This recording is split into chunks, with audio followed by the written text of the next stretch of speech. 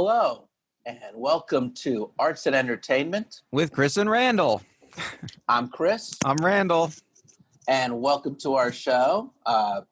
If you're new to the show or you are a longtime viewer or listener, you know I cannot start the show without saying please like and subscribe to our show on whatever platform you are listening to the show on. Because we need your feedback. We want to know what you think, and the kind of things that you like, we will do more of, and the kind of things you don't like, we will do more of, because we want to get a conversation going, and we are just going to try to figure out how that's going to work out. But today's episode is a very interesting one because it was kind of put together at the last minute, but it is on improv, as it appears on TV shows, predominantly what we'll call a situation comedy or a one-camera comedy, or whatever the Emmys would nominate for best comedy, because the standard of what a comedy is ever evolving. And we're going to talk about improv, which is an acting technique that is improvisational. So instead of, say, scripted works, we're talking about how improv works. And Randall, what, I guess really the most basic, how would you basically describe improv for just so we can get that done? Improv, I think, was invented by Viola Spolin, right, in the 60s, I want to say, or maybe the 50s. And somewhere around there. She just invented it as a way to entertain children who are interested in the theater, but these are just little kids that she wanted to get them on stage, but she didn't want to go through the laborious task of having them memorize things. So she invented these games to so that they could just make up their lines, right? And absolutely, I actually have a copy, and it's very funny when you read it. It reads like a teacher's manual for teaching small children. Right. It does not read like an actor's guide to acting. Right. So she's just an acting teacher trying to teach kids and make it fun and play games. And I don't know how it happened, but these games took off, and like they kind of changed the acting world, right? I mean, they invented all these adult actors. It was mostly college kids at first, right? They started their own improv theaters. University of Chicago had the Compass Players in the 1950s, and people like the man and woman who would make movies. I'm sorry, Mike Nichols and Elaine May and Alan Arkin, and I believe even Ed Asner. They all came out of the Compass Players, and then from the Compass Players, you have Second City, which comes out of Chicago, and then somewhere along the line, you have Del Close. You're helpful on this one. Yeah, well, where you went from theater games now to long form improv. Yeah. So they started as theater games for children, and most people just the early adult adopters were like college kids that were just having fun, basically, right? They made these theaters, and people came and saw shows. I mean, Chicago is the ground zero of improv was Chicago. And Chicago, I don't know if you've ever been there, but Chicago's a many big theater. times. I went to college in the Midwest. Oh, well, exactly. Well, I was sort of talking to the audience, but I know that Chris here has been to Chicago. Sorry, audience. I thought Randall was talking to me. Go on, audience. I didn't mean to interrupt you. No, Chris, no. Never want to interrupt in an improv, by the way. Improv has rules. Well, God, where was I? Chicago's a big theater town. So people love the theater in Chicago. Like, if you ever go there, you'll see there's theaters everywhere. They're packed. People love them. I mean, it's unlike, I think it's even unlike New York in that respect. I mean, New York City has the largest collection of legitimate theaters, and Chicago has the largest collection of regional theaters and amateur theaters. So Chicago is a great place to go and hone your craft, or to start a theater. Steppenwolf, a lot of great, the Goodman Theater. There's a lot of great theater that comes out of it, which is why Second City is, I guess, it's the first real improv school that we know of after the Compass Players. Right. Well, wouldn't you say Chicago is like a great place for experimentation in theater? I mean, that's Oh probably yeah, and look, why improv came out of there. I got a lot of friends in Chicago, and maybe one of them is actually listening. So I love Chicago. Yes, and Chicago.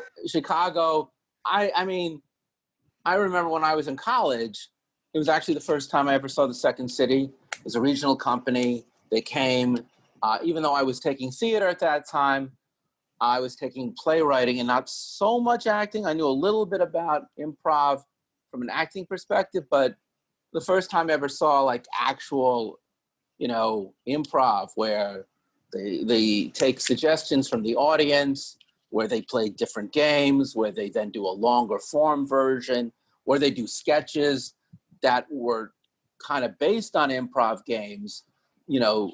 I found it to be a very mind-opening experience because it's so spontaneous.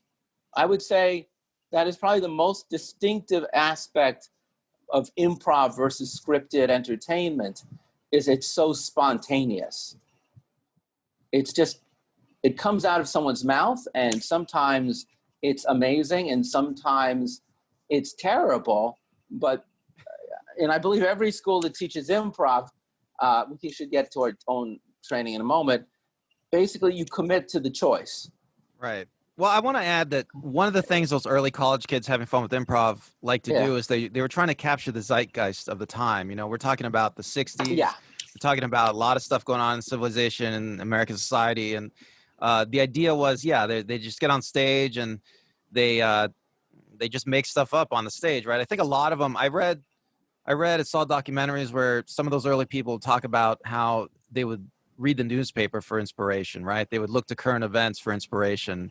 And that helped them. That exactly what's going on in the world. Mort Sahl, who's a comic, was doing that too. So you even have improv bleeding into just avant-garde stand-up.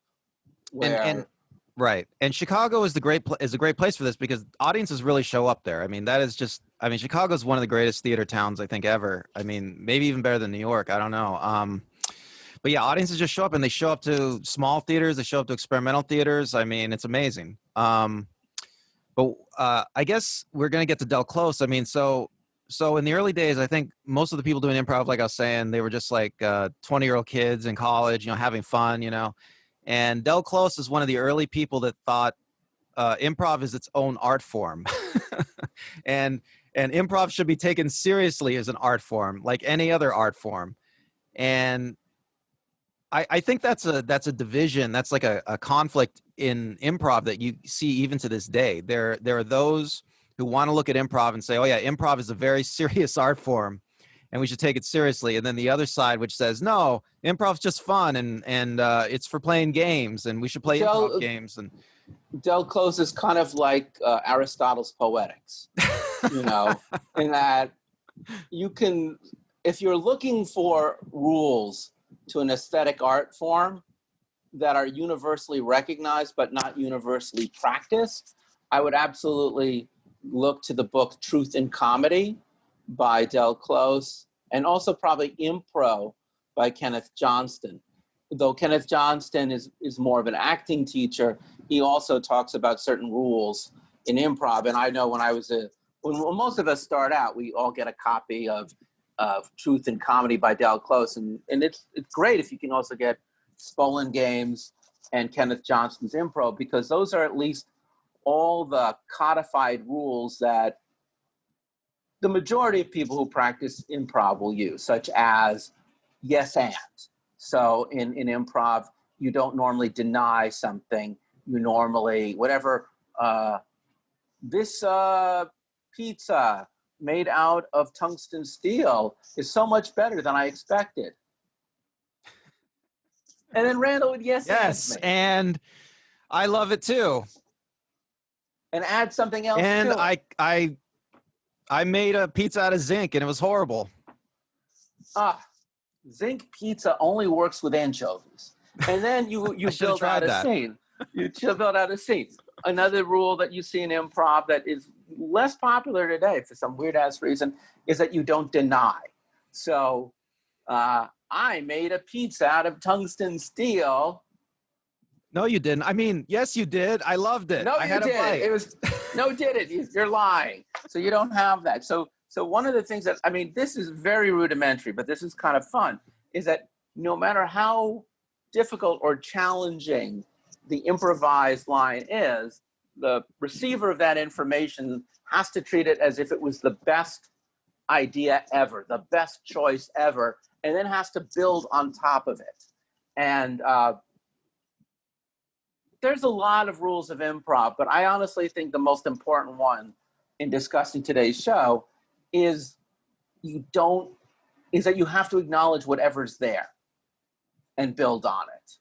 Or you just take something in the environment and you find a way of connecting it with something else. Well, yeah, I guess if we're going to talk about the basics, right, exactly. And you're supposed to build a character for yourself and perhaps help your scene partner build a character. And then you're supposed to help build a scene off of that character, right? I mean, and we call building the scene the game. So once you know, like, well, Chris and Randall, that tungsten steel piece, I'm so glad we brought it on the picnic. yes, it was a wonderful picnic. I'm glad you planned it. Well, in this, I know you're my younger brother, but you have other gifts. Your gift is the ability to just constantly recite, Chaucerian poetry at the most random moment. Yeah, people don't know I'm slow when I recite Chaucerian poetry. That's why I started memorizing it. That's what makes it so good. So in an improv scene, you have an activity, you have a setting, you have a relationship, and these things, once they're established, a pattern emerges. The pattern becomes the game, and it plays itself out to, I guess, how does it play itself out? To the highest note, you can go back to where you started, you can get out at the highest punchline. Well, it depends on what kind of form you're using, right? I mean, one of the things Del Close was interested in was making new forms that people could use. And yeah, so some of the forms, you try to have an ending on the form. You try to put a button on it at the end. Sometimes, well, in a lot of improv, like on stage, I think that it's the lighting guy that ends a scene. The performers just keep going until like there's a big laugh, and then the lighting guy's like, "That's good enough." Turns off the light. That's a very good point. So, and we're definitely going to do more shows on improv because it's something that Randall and I both have big backgrounds in. We've both performed improv. We've done improv. We've learned from great people. But I just wanted to get a little bit on improv because we're really going to talk today about, and I'm not using a great word, but the word that I grew up with, the sitcom. And the sitcom, something I have training in as well, and something. Well, let's talk about your training first before you go into this, Chris. So you had an MFA in the theater. Playwriting as a master in theater arts with an emphasis on playwriting. I did continued work in television writing at NYU Film School and UCLA Extension. I've studied a lot with a lot of people. I've never sold a script. I keep on submitting. You took a class at the Groundlings. Many classes at the Groundlings. I studied with Cynthia Seghetti for 2 years at the Acme Theater. Your background? I went through all 7 levels at the IO West when it was still existent here in Hollywood. And they're the ones. That was Del Close's school. Del Close's school. You have done improv. You've done sketch. Yes, I've done sketch comedy, improv. Yes. So we're both. Hey, audience, we certainly are. This is a topic that we've been holding back on because we know so damn much, and we don't want to just come off like jerks. There's a lot of people in the theater world, acting world, who are well acquainted with improv. I mean, I don't know, what percentage of actors do you think working today have improv experience? I would say it could be the 30% mark, somewhere around there. That is an excellent. That's an excellent point, and certainly why not? Let's just start right there. So, improv in television today, and I don't want to. I'm going to narrow this down because improv is in film, it's in theater, and it is in 1 hour TV. It's even in like evening talk shows and sketch shows. But we just want to keep it on sitcoms just for this one episode. So yeah, what you're noticing in a lot of sitcoms more now than ever is you're noticing a lot of actors who come from places like Second City, the Groundlings, the Acme, people whose background is in improv. And then they're also actors, make no mistake. And one of the greatest misnomers is that improv isn't acting. Improv is a variation of acting. And for people who don't know how to act, and I remember when I started doing improv, I always got notes like, you really need to take more acting classes. So don't think for a second that improv is something that even if people will say they're not actors, no, improv people are. Can I just interject for a second here, Chris, please? Please. Some of the earliest conceptions of improv, especially from Del Close and the Improv is an Art people, is that improv is for everyone. And their idea was anyone from any walk of life should be able to come up and express themselves on stage. But improv today is really turned into really something for actors. I mean, wouldn't you say? I mean, well, at least to be really clear, I will draw a line between improv that you do live performance, which I do think is for everyone. Improv teams are for everyone. And then improv on a scripted half-hour comedy. And that, because the scripted half-hour comedy just requires certain knowledge of television acting. I'm not saying television acting is hard to master. On camera is something I would argue most people can just take enough workshops and then they'll know how to do this or never to do that. Don't, unless you're on The Office, which we'll get to later. That was amazing, Chris. That's amazing. I'm in awe of your skills right now. Right. Well, you know what? Actually, fudge. Yeah, let's just get into this because this could be like a 3-hour show. I've got so much going on in my mind right now, and I got no sleep. And I did think about the fact that I remember once, the only time I ever went out for a commercial, I had to use improv like the entire time. The entire commercial was just like, okay, Chris. It was for a Boston Market, and I was a guy who was stopping a woman who had just come from the supermarket, and my goal was to convince her that she should go to Boston Market.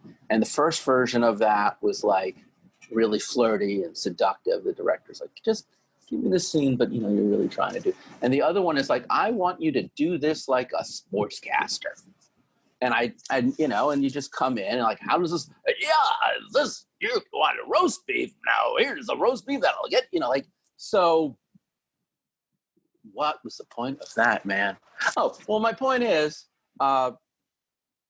directors and actors and writers on a show will use improv either with intention or maybe at a table read, an actor will just say, hey, I want to try out this choice. Or the actor will try out the choice. So let's just dive into this because I want to talk about what is the difference, I guess, and I also have a background in scripted writing. What makes improv so special in comedy, especially what makes it so special in popular sitcoms on TV? Okay. I just want to point out, though, that there are people that advocate like for a dramatic improv, but it never really took off. You see dramatic improv in acting schools. It's certainly something when you're working on a play, you might do just to get the actors more comfortable with the scene.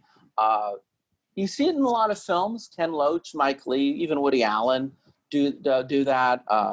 And there's dramatic improv even on television. But improv is known as something that in comedy, isn't it? For whatever reason.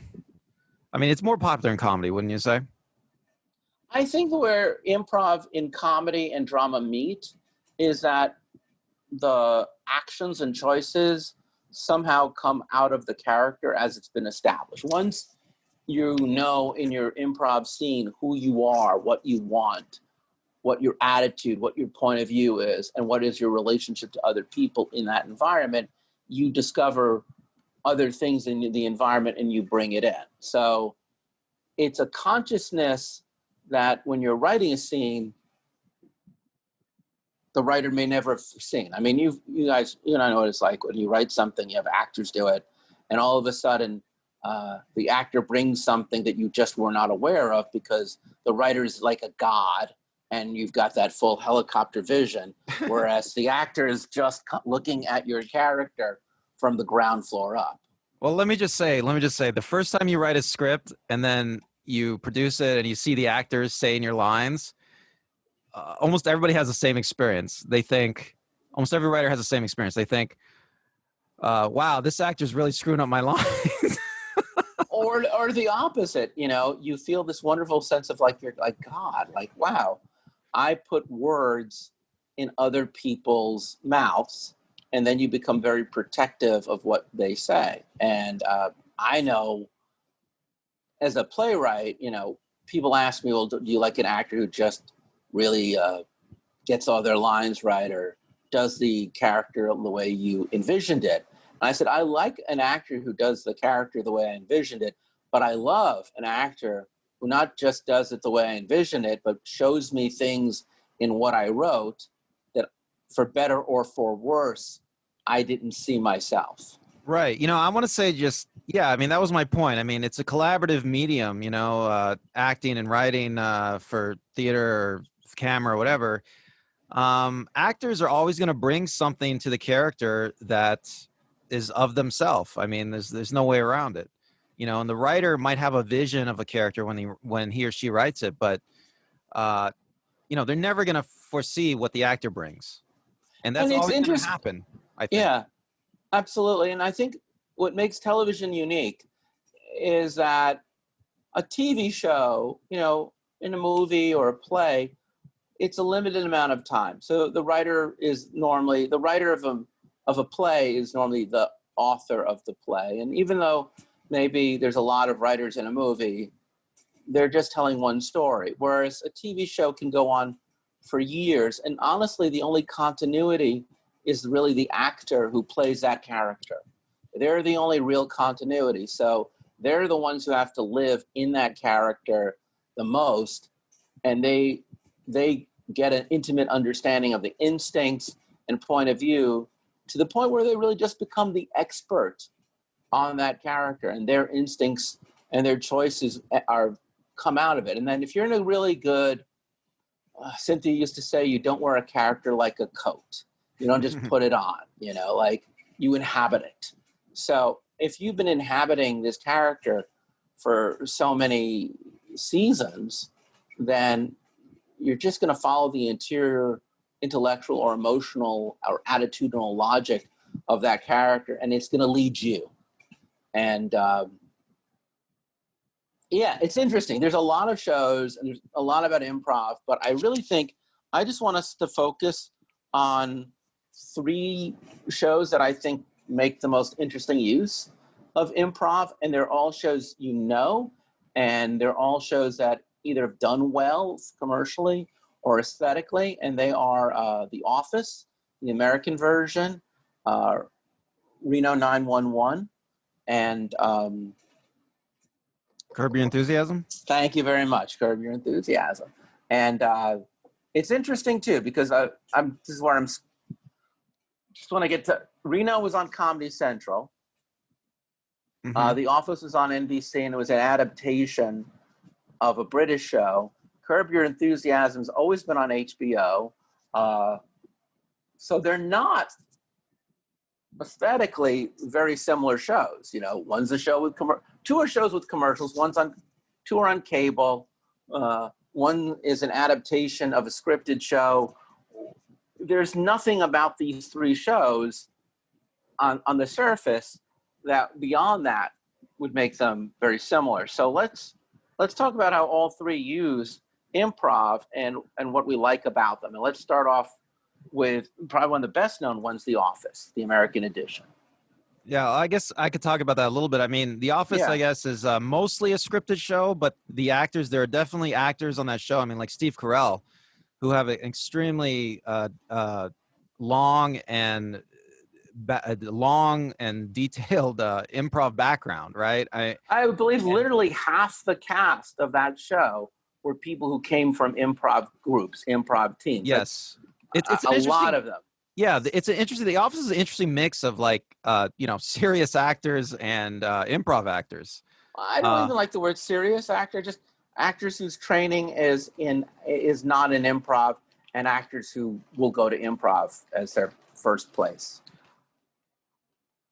Yes, and so even though the show's mostly scripted, I think that there's been a lot of lines and jokes over the years, even plot points, right, that have been that came out of some of the improv on set.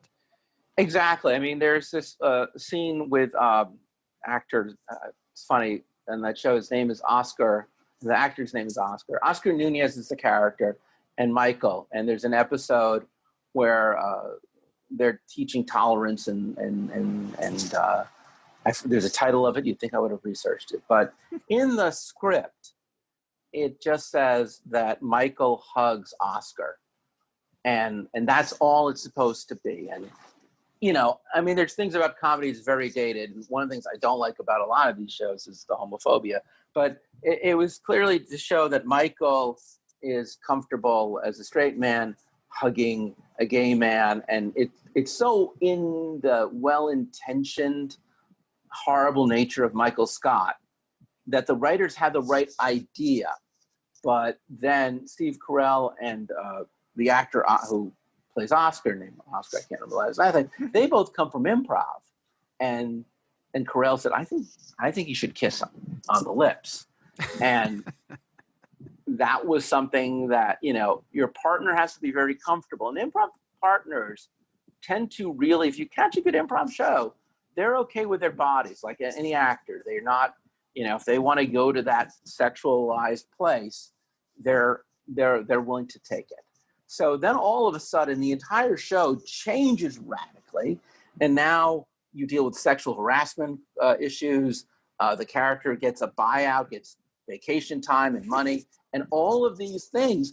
And the show becomes such a more profoundly dramatic and exciting episode because Carell felt that the real danger point would be in the kiss. And there's a lot of good examples of how improv can make a moment better on a show, but that's a great example of how literally an improvised moment can change the show permanently. Okay, I just want to add that part of the reason I think that improv can add to a show like The Office is because of new technology. I read an article with about the cinematographer, an interview with the cinematographer of The Office in a cinematography magazine, and so in The Office, they would just run 2 cameras on set all day. They wouldn't even cut. And they would and whenever an actor came up with something, they would just record it. And, even if it wasn't a new line, even if it wasn't an improv, just a new line delivery, and well, that's so, yeah, it's right. You couldn't do that you couldn't do that in the old film days. Okay. Because in the old film days, I think a film magazine only went 15 minutes at most, I think. And, film was very expensive, and now with digital video, it's like you can just keep rolling. And all these shows we're talking about, that's what they did. They used the new technology of digital video to just keep rolling all the time and roll hours and hours of footage. And you could have never done that in the olden days. And that's, I think what's kind of neat about The Office is it's a mockumentary. So sometimes you just have the actors talking to the camera. And sometimes that's scripted, and sometimes they're just letting the actor riff as the character, and even if it doesn't move the story forward, they might just be telling an old story about their family recipe, or they're opining about, growing up on a beet farm and how people survived, or it's just a free form rant that doesn't, and there's a hermetic quality in a scripted show, which is that every line of dialogue moves the story forward. And one of the things that you really see in all 3 of these shows is they violate that rule a lot. That instead of writing stuff that is going to move the story forward, it may or may not, it is really, they're just writing to the punchline or the reveal. Well, that's the aesthetic of improv, right? Like if you ever go to an improv show and you see it on stage, especially like a long form improv show where they're doing the Herald or some other long form, you'll see that, the show might last an hour or longer, and you'll see that they're just constantly like going on tangents. And they might try by the end to bring together a conclusion of some sort to some of those tangents, but it's mostly just non sequiturs and tangents most of the show, wouldn't you say? Right, and there's these brilliant moments that come across in the tangent, that come across in that moment, and because it doesn't follow the two key rules of traditional sitcoms, which is it doesn't follow the rule of moving the story forward, and it doesn't follow the rule of punchline setup. Like in a traditional sitcom, I'd be like, hey, the last time we went on a date, you made me pay for dinner. And then you'd come up with some bullshit line that, well, then might as well keep the tradition. Ha, ha, ha, ha. I improvised that, by the way. But my point is, human beings don't really speak that way. Whereas on The Office, I remember there's this one bit where Ryan starts his own company, an internet company. And I remember one of the characters mentions like, well, he's a narcissistic white boy who never really knows how to work. So I figured he'd be perfect to start a company, but you could see the brain thinking in the how they got to that point. Right. And it sounds much more, I'm not saying it sounds always entirely like how people speak, but at least it sounds like how people think or how people feel. And traditional sitcoms, once you become a full grown-up, really are very hard to watch because of that stagnating feeling that the train is moving forward, or the stagnating feeling that the only reason that actor said what they just said was so that the other actor could give the punchline. Right, exactly. Well, I remember, I remember years ago I saw, I don't know, I think I had a TV writer come to speak to one of my classes at USC one time, and he talked about how the dialogue on sitcoms is often off script because the actors, and this is most sitcoms, the actors don't have time to memorize the script. Right. So they're just basically going with the idea of their line. And he said that's why the dialogue in a lot of sitcoms is really sounds naturalistic, right? But you add the ability to have digital video and improv actors that are allowed to do a little bit of improv, and now you've upped that level to like 1,000%. I mean, look at The Office. I mean, people love the way it sounds. The realism of it. Yeah, and I want to be so clear. It's not like The Office was the first show to use semi-improvisational techniques. It's been around since the 70s, and it's not. What makes The Office so unique was. It kind of came to rise just around the same time reality shows started to become popular at the beginning of the 21st century.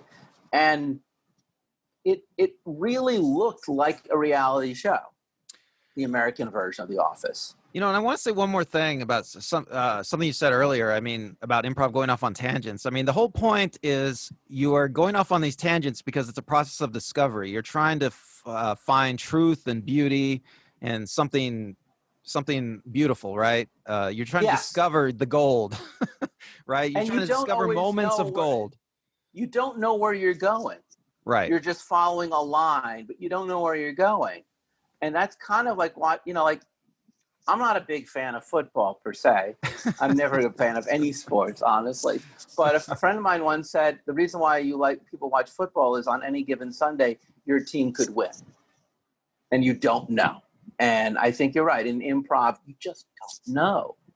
And things come out of the blue and things go in different directions. And yeah, it's been on around a lot. But I just felt like The Office is really when, first off, it was a tremendously successful show after the first season. Like a lot of things like Seinfeld, the first season is always rocky. It's on the cusp of cancellation. And then it just does gangbusters. It runs, I think, 8 seasons or 9 seasons. Well, you know what? It's hard to finish. Go ahead. I just want to say it's hard to overstate the success of The Office. It's probably one of the most successful TV shows of all time. And even though it's off the air, I was going to say, people are watching it, writing articles on it. I forgot how much money Netflix had to pay just to keep it on for a year. But now NBC's Peacock is going to have it, and you see articles about Netflix losing The Office this year. Well, like it's like a national tragedy. It was widely reported as the most watched show on Netflix, like by a huge margin. Yeah. I don't know what the numbers are now, but that was true like a few years back. So Reno 911 comes on the air roughly around the same time as The Office. Also, I guess, uses a mockumentary format. It's a satire of cops, really. Okay, and like The Office, it's an ensemble show. But tell us more.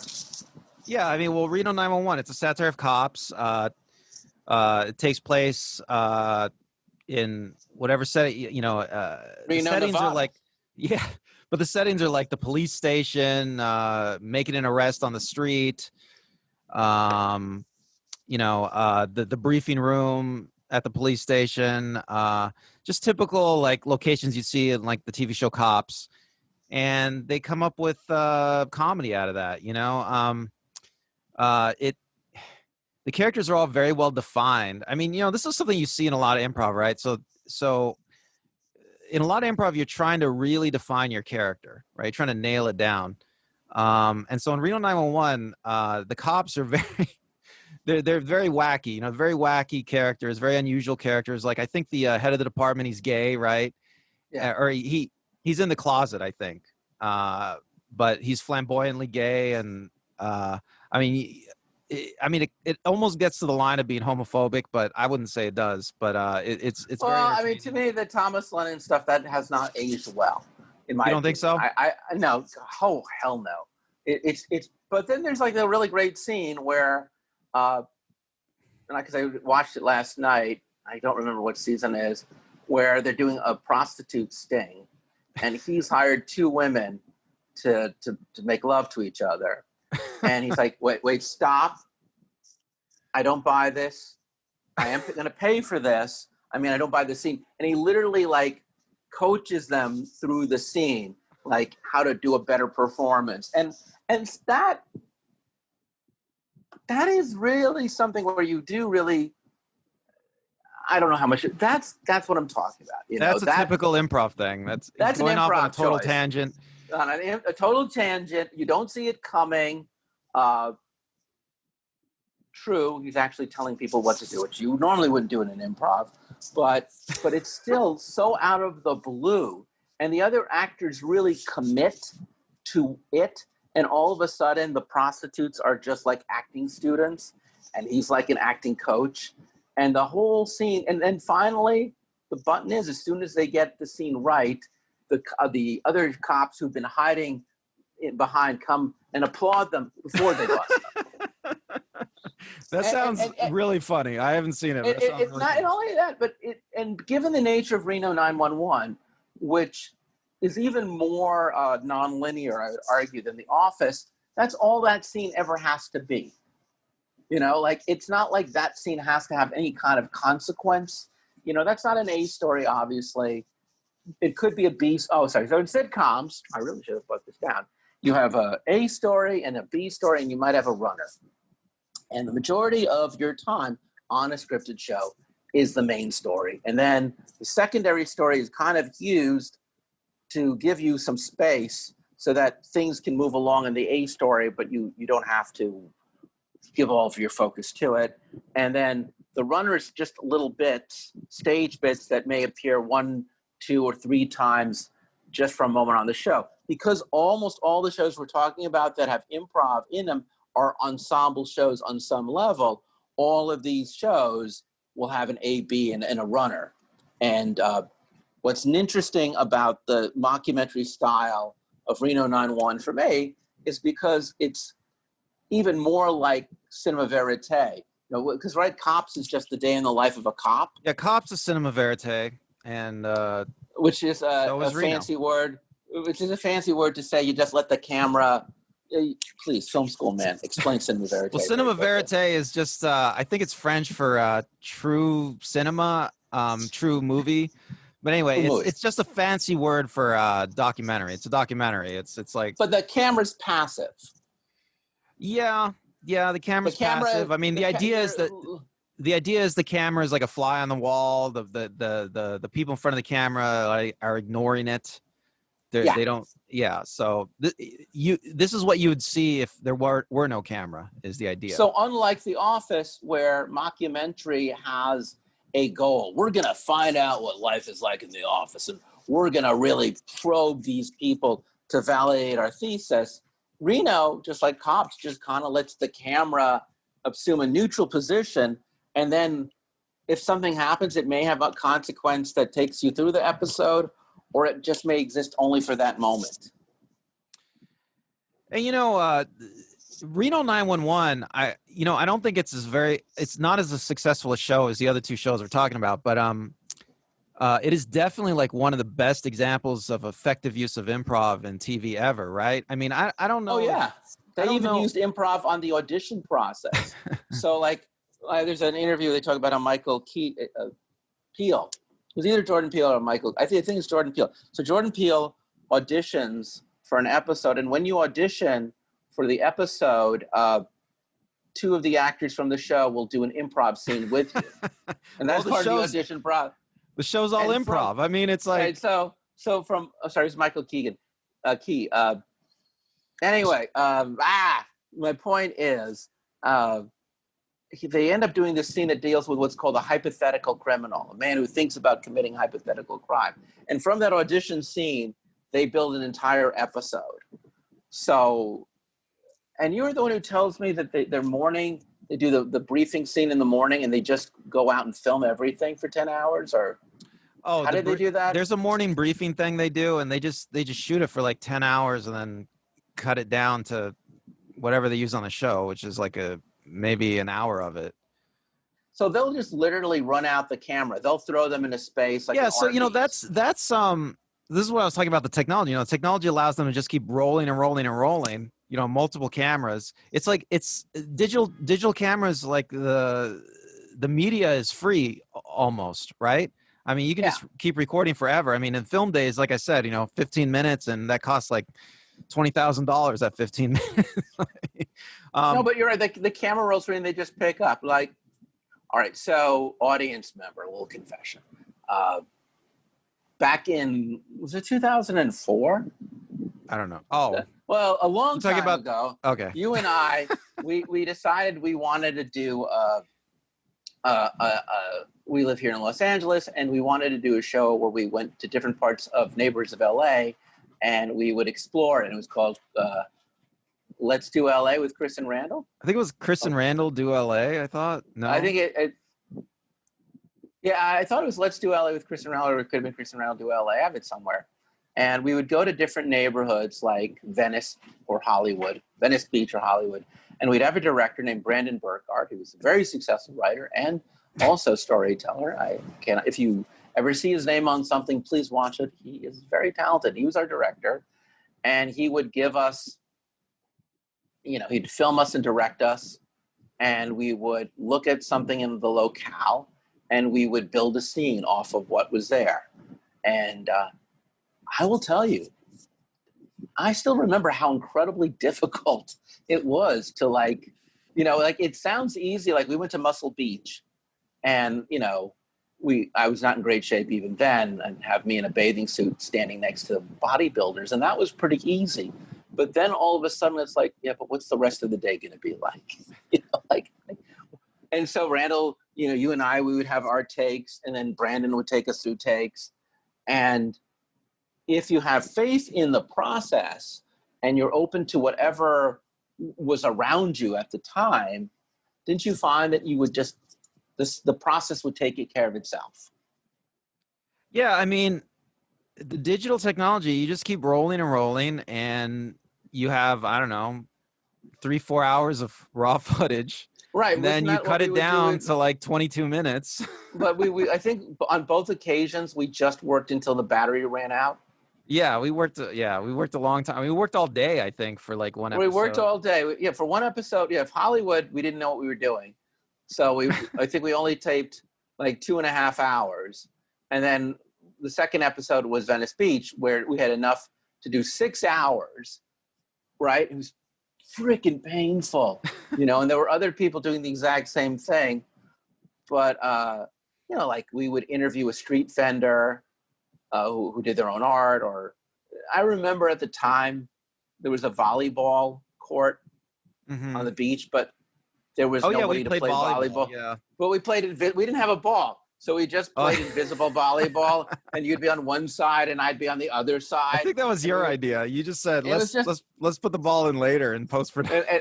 We'll figure it out. We don't really terrible, know what it is. It was funny. Well, we cut it off so it was so fast and sped up the film. I remember this. Right.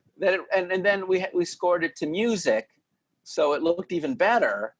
And you know, it was ridiculous. But my point is, when you're working as an actor or a writer or a team on a script, you've got a blueprint. So you have a set amount of time. And in fairness, you know, television normally works where they only have so much time to film stuff. They only have so much time to write stuff. Everything is there's just not a lot of freedom and time. So even I now know, I have a lot of respect for the people who do like a show like Reno 911, because they had much longer shoot days and a much longer creative period just to get a single 20-minute episode. It's much harder to put out a 20-minute episode of Reno 911. I would argue probably even harder than The Office, but certainly harder than a regular scripted show. Cool thing about Reno 911 is it spawned a movie. Mm-hmm. And Quibi, do you know that Quibi channel? Yeah, Quibi. They're bringing Quibi. Reno 911 has a new season coming out later this year, or is already out, depending on when you're watching this, on Quibi. So it's unlike The Office. It's still an ongoing thing. Yeah, I mean, Reno 911, I think, really proved that an improv show could be viable and fun. And yeah, I mean, it's like, I think they made it up to 88 episodes, and 100 is like what you want for syndication. And right, and that's kind of almost exactly where The Office is over 100. But they're both. Now, the thing about The Office and the thing about Reno 911 is they're mockumentary shows, which, as I say, I think makes it much easier. It's a compelling format for improv, because even if you look at it, reality television is by nature almost improvisational, because you're just capturing what's there. But the show that I really feel has utilized it, I honestly think it's the best example of it. Every year it gets nominated not only for best comedy at the Emmys, it also, even this year, gets nominated for, get this, best script. Which is an oxymoron for a show that claims to use improv. And it's also now it's been on for 3 decades. It started out in 1999 and it's now 2020. So it's over 20 years. And that is Curb Your Enthusiasm. Right. Well, let me just say a couple things about it. Yeah, so Curb Your Enthusiasm is plotted, right? They have the beats down. They Larry David and whatever writers working on it, they know where the show's going, you know. Well, I'll do you one better. I'm going to read to you the interview. It says, because it's just a short paragraph, but they were interviewed in an article in Variety in 2017, and it says, Curb uses no script. Instead, the actors improvise their dialogue based on a bare outline. 2 opposing cameras simultaneously record the action, and then in post, the editors must comb through all the footage to find the beats of an episode that can take up 3 weeks to finish. Creator Larry David and series director Jeff Schaffer are both heavily involved. You know, I just want to say, before Curb even came out, I think I used to do sketches with Brandon Burkhart. Speak of Brandon Burkhart, I used to do sketches with Brandon. Brandon, this is your show. We would outline sketches. You know, we'd outline a sketch idea, and then we wouldn't write dialogue, and we would just improv the sketch when we got on stage, and it worked great. And you know, the funny thing is, though, I tried it with other actors, and not all actors can do that. Some actors really want lines, you know. Some do, and I remember I used to go to the Groundlings Cooking with Gas, and you'd see like really talented actors do improv, or really talented stand-ups, and they would suck it. I'll just say it. I saw Hilary Swank, Academy Award winning actress, do improv, and she was lost in the woods. I saw Dave Cross, one of the funniest comics I know, just not be able to work with an improv. Look, I'm not saying they got better. It was 20 years ago, but it one isn't natural to the other. But the format that you see that Larry David uses is not that dissimilar to the format that Woody Allen uses or the British filmmakers Ken Loach or Mike Leigh use, which is they know roughly what they want to achieve, but they're trusting the actors to find it. Well, it's different in that I think that those filmmakers, they do most of their improv in rehearsal, and they do scenes over and over. But they also film scenes too. They're completely improvised. They both in the rehearsal and while the cameras are running. Okay, they will do that. But I think Larry David is mostly improv going on in there. I think. Well, they're both used. In other words, he's borrowing techniques that were honed by those filmmakers. Is all I'm saying. He didn't just make it up himself, which doesn't take away anything from the genius of it. He's the first one to really. He may not even be the first one to successfully apply to TV, but it's certainly fascinating to see this approach because it's so different than The Office and Reno 911. Well, one of the things you have to do when you have a format like Larry David's on Curb Your Enthusiasm is you do have to have a very well done plot. The beats, the outline he's talking about, that has to be ironclad. It has to make sense. The actors have to be able to look at it and understand it and understand everything in the outline. Some of the best improv I've seen, actually, because I've worked on various different projects, and some of the best improv I've seen come from actors is when they have had a full script, right? Yeah. And you go to the set, and they don't even deliver any of their lines right from the script, right? But they're better than the script because the script has given them the signposts. It's given them the direction. There are these famous things you can Google called great scenes from film history where the actor completely made up their own dialogue, and it's freaking brilliant. Right, but and they can do that though because they did have the script to work from, right? And they have to also have scene partners, their coworkers, their other actors who can go along with it and go along with the improv. I mean, if you have an actor that is completely welded to the script, and their partner goes off and they get lost, I mean, that's a problem, right? So a show like Curb, every actor on that show has a strong improv background, I think. I mean, I don't know. No, actually, it's a bit weird because Curb is a mixture of three types of actors, or four. Curb has improv people like Cheryl Hines, who used to teach improv at the Groundlings, and then it has stand-ups like Jeff Garlin, Richard Lewis, and they're just very good at being fast on their feet. And then it has comedic actors who, like the late Super Dave Osborne, who are good at playing funny people. And then occasionally we'll just have real people, playing a variation of themselves, like Ted Danson. Ted Danson is a very talented actor who has spent almost 50 years in television, and simultaneously, actually he and Jeff Garlin are both simultaneously on Curb while they're also on scripted shows. Whereas Jeff Garlin plays a character named Jeff Green, who is, I would imagine, very different than the real Jeff Garlin. Ted Danson is playing a variation of Ted Danson. And what's my point? My point is that I saw an interview.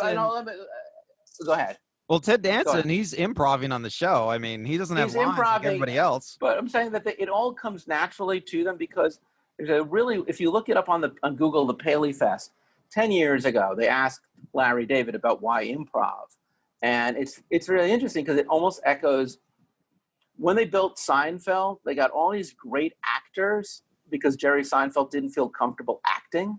And the reason why George Costanza almost always got the girl and not Jerry is he didn't even feel comfortable doing love scenes. He just knew how to be a stand-up. And Larry David has always thought of himself really as a writer, and he doesn't know anything about acting, and he doesn't want to remember lines, and he's not comfortable with lines. So the whole structure of the improvisational technique of Curb Your Enthusiasm was to allow Larry David to feel comfortable enough to do a show where he plays a variation of Larry David. And by the way, I've rarely ever, it's not until I think I saw a Woody Allen movie about 10 years ago where Larry David plays somebody who's not Larry David. And it's basically just Larry David playing Woody Allen. In fact, honestly, until he started doing Bernie Sanders, which is also a variation of Larry David, Larry David is not a guy who can play anything but Larry David, or at least that's what he's comfortable doing. So the entire structure of the show is built around what will serve Larry David best.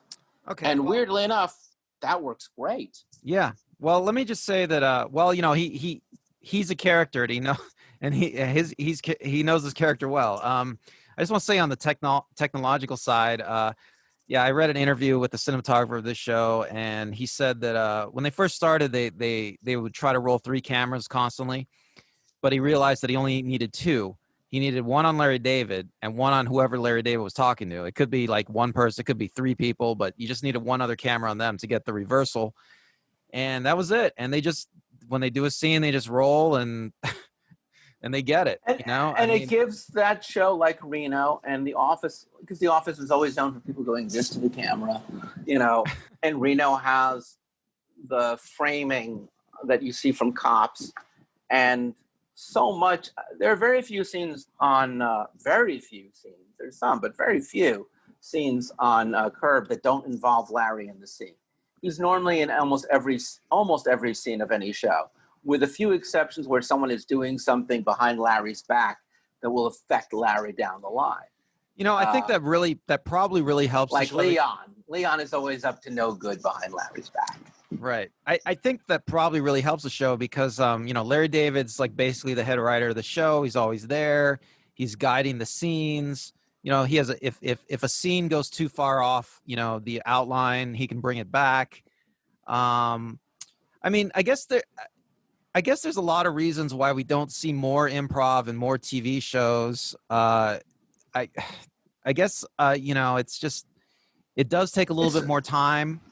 Yeah. Right. It does take a little more time. And time is money. Yes, time is money. The producers of these shows probably want to exert more control. I mean, the idea of just telling the crew, hey, go out and get gold, right? Go out and improv some gold. You know, I'm sure that a lot of producers in Hollywood would not want to. Yeah. that would make their stomach sink all the way to the ground, you know? Yeah. I mean, it certainly makes The Office impressive that they had to deal with network issues, standards and practices, and a lot of stuff. Whereas I would argue Reno might have had some of that to deal with. And clearly Curb has had none of that to deal with. Pretty much, they took 8 years off on Curb. Oh, yeah. Well, you know, the way these shows work, I think, is they're cheap, right? I mean, I think all these shows are very inexpensive. Curb is very inexpensive. I don't think they're cheap because honestly, the stuff that is plotted in the seasonal arcs of Curb get more and more elaborate. I mean, you know, putting on a production, getting Lin-Manuel Miranda to do a musical version of the Devil's or the Salman Rushdie novel. You know, it was very elaborate. Or bringing back the cast of Seinfeld is very elaborate. And they are very elaborate episodes of The Office. I do think Reno's a cheap show, but I think the other two shows throw money. They have, look, HBO and NBC does not mind writing $1 million checks. Yeah, but $2 million checks. They're not cheap shows. That a show like Curb is like a fraction of the cost of like Game of Thrones, right? But for a comedy, it's one of the more expensive comedies because comedies are cheaper. But Curb is not a cheap show to put together because a script allows you to do cost cutting. Improv, it does not. It does not allow you to do cost cutting. So the only benefit that I can really see that Larry David has on Curb is the same benefit someone like a Woody Allen has, which is he can get actors to do stuff that they might charge a premium for less money because they get the pleasure of working with Larry David. But I would say on The Office, they paid Kathy Bates good money to appear on The Office. They didn't. You know, I don't know. It's an interesting question for me, but I would say The Office was probably a less expensive show. I think. Look it up, man. You'll see. It was not cheap. Big, In fact, that's kind of why it went off the air, is it just became too damn expensive. No, it could be. It could be. It's just I would imagine just the one set of. I know Scrubs had a certain degree of improv. That was another show where like it all took place on one set, one place. Yeah, but The Office doesn't take place in one set. They go further and further out in the world, which is also true for Curb. Hell, they went to New York for an entire season of Curb. But the overall point, as we draw to the end of our episode, is I don't think, Randall, that improvised storytelling is going to ever be the dominant form of sitcoms, but it certainly seems to dominate.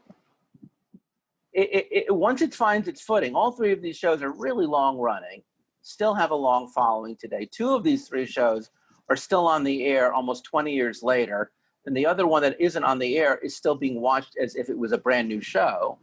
And I want to ask you, the last question is, why do you think these particular non-scripted, non-traditional improv-based shows have had such a following, such a dedicated following, and have made such a long and lasting impact that even watching old episodes of Reno, The Office, and Curb, even if they are a little dated, they still seem far more timeless than even some of our best scripted comedies? Well, I mean, I think the main reason is that the looser format, the improv format, it allows the actor to bring more of a contribution to the show, to their character, and I think that's important. I mean, there is an attitude in certain parts of the industry, right, that the actors are just interchangeable. They're just in to do a job, whatever it is. I mean, you don't like the actor, you just replace them, right?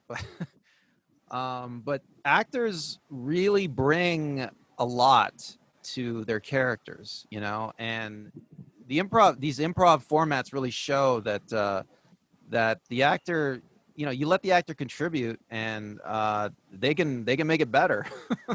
That's a great point. You're always thinking that, theater is always called a writer's medium, and film is always called a director's medium, but it's quite possible that television is an actor's medium. It's where we come every week to see the same performer interpret the same role in an interesting way that's still engaging. And I guess because in an improvised scripted show, the actor has far more leeway to take chances, make risks, and find new things every week or every episode. These shows are always weekly. We come back to see what they're going to come up with next. Right. Well, let me just say that, I mean, there's a reason why the top paid people in entertainment are actors. I mean, actors are extremely important. There is, I mean, I know that there's this perception, I used to have it, that actors weren't that important to a project, but actors are probably the most important part of the project. Okay. Casting is probably the most important part. Okay. Because that person is going to be in front of the camera the whole time. That person is going to be interpreting the entire project to the viewer the whole time. They are an essential part of the whole process. You replace Tom Cruise, with anybody else, you get a totally different movie. I mean, that's just how it is. Well, that is certainly a really good topic for another episode, but it does put a lovely button on this one, which is that the naturalistic qualities, the ensemble qualities, the spontaneous nature, the feeling that there's something that reflects the way we really think and feel. There are so many different elements that make the improvisational techniques in comedy work. And because it does come out of acting, it really does come down to the strength of the actors, plural, and their ability to work with each other and their script and their setting, and make this a special thing. Well, thank you, everybody. It was a great conversation, wasn't it, Randall? You had a good time? This was a good show. It was a good show. Yes, and not only that, but we'll probably do other shows where we address improv in the future. Well, you ready for some more zinc pizza, or do you want some tungsten pizza? I asked a question. I'm working on gold pizza, Chris. I'm working on gold pizza. I'm going pizza? up. Well, then we're going to get really fat on metallic pizza after this show. I'm Chris. I'm Randall. Thank you for listening and watching. We'll talk again. Bye. Bye.